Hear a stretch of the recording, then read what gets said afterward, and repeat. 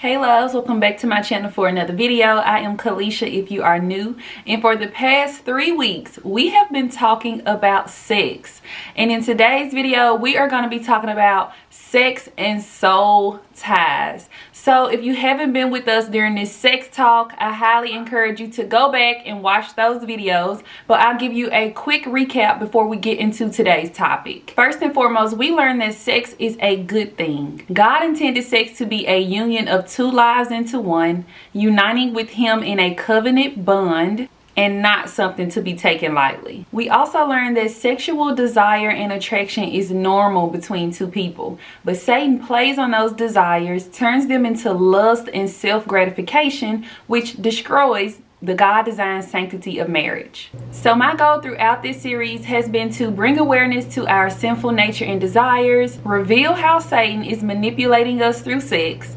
and why God asks us to remain pure and abstain until marriage. And if you've been tuning into this sex talk and you're not quite ready to give up sex, I understand. Okay, don't let your conviction come from me, let it come from God. I'm just here to share what I've learned throughout my experience and my walk with Christ. So in today's video, we are diving into what sex does to us spiritually and how we end up bound or tied to people that aren't even fit for us.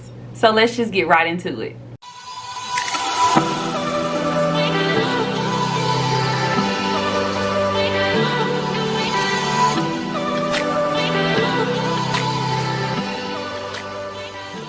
So what happens when we have sex outside of God's intent? I'm glad you asked.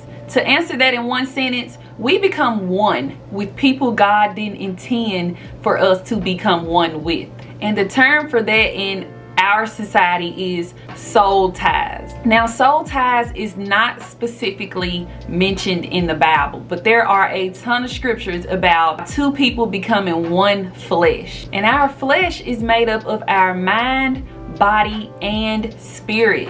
And today we'll be talking specifically about what that union does to our spirit self, because I really want us to understand that the physical contamination that we get through the act of sex is nothing compared to the spiritual contamination that our soul undergoes in this powerful act. Yes, there is power in the act of sex.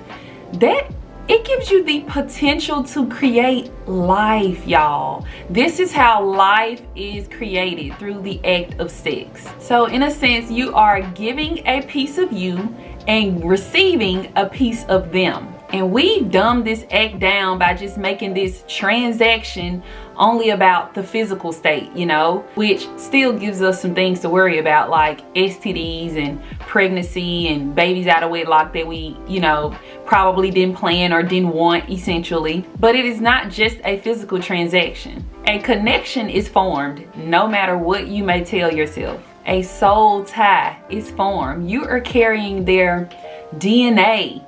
You are carrying their spirit. So let's just stop for a moment and think about the people that we have laid down with. How have they affected us? How have we ignored it? How has it changed our outlook? How do we feel about ourselves? And if you're really able to be real with yourself, you probably feel very empty.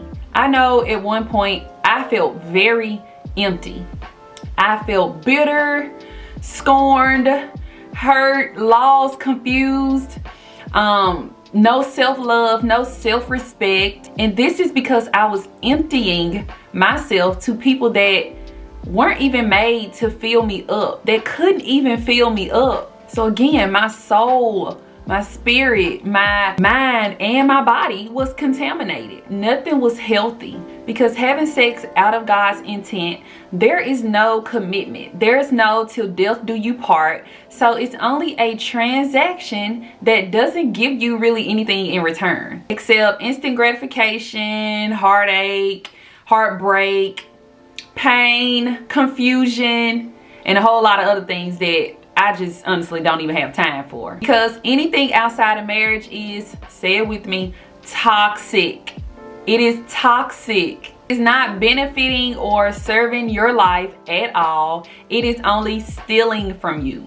And just for an example, stop and think about that relationship that you've been in long past its expiration date.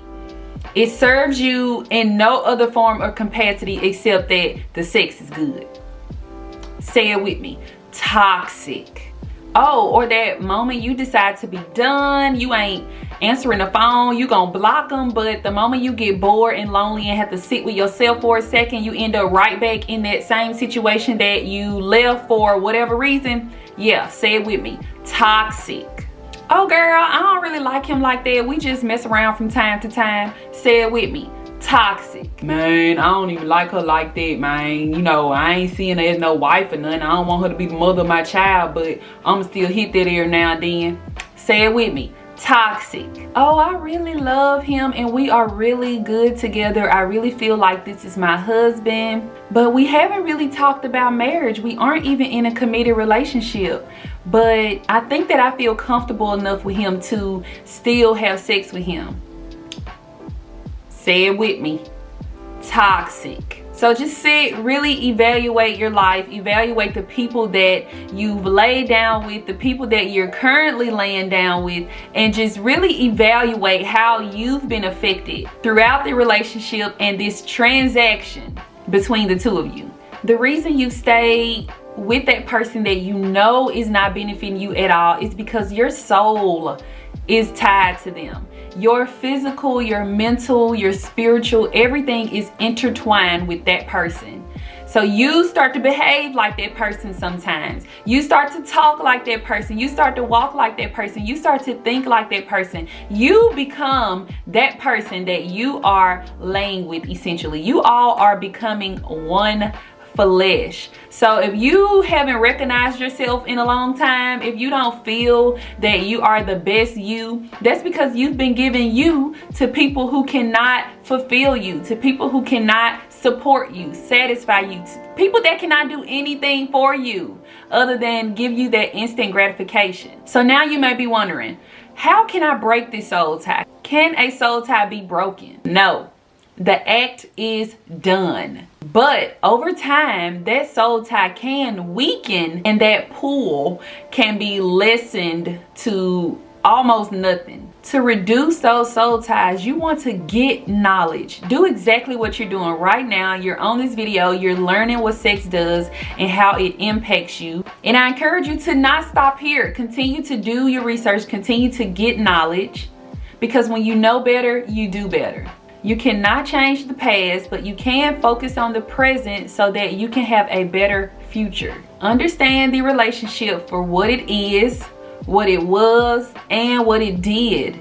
Label it, put a name on it. Yes, you need to know that that was abuse. You need to know that that was whatever it was, manipulation. You need to know that that was toxic and do away with it. Otherwise, you'll continue to suffer from that soul tie and that toxic relationship that is constantly stealing from you. So that concludes our sex talk. Yes, this was the last video in this series, but if you've enjoyed it, be sure to give this video a thumbs up. Comment below if you've enjoyed this sex talk. I know you all have been in my DMs and just texting me, letting me know how much you're learning from this series and how much you have enjoyed it. So be sure to share this information with a friend so that we can all know the tricks of the enemy when it comes to sex, because when we know better, we do better. Our little family is growing. By the end of the year, I just claim that we are gonna be big. So if you haven't already, go ahead, join us, hit the subscribe button, and turn on your post notifications so that you don't miss an upload from me. I upload every single Monday and Friday, faith-based and dental hygiene related. So go ahead and join the family. Thank you so much for watching today's video, and I'll see you in my next one. Bye, love.